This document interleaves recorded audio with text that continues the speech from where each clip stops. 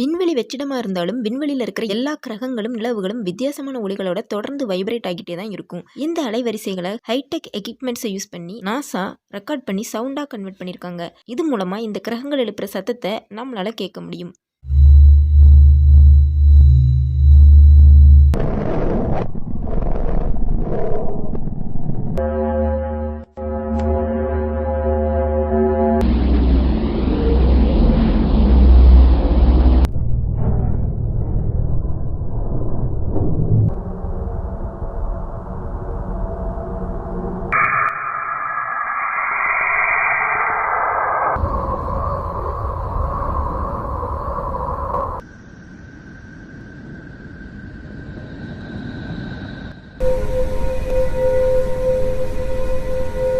இதே மாதிரியான interesting fact பற்றி தெரிஞ்சுக்க நம்ம சேனலை மறக்காமல் சப்ஸ்கிரைப் பண்ணிக்கோங்க.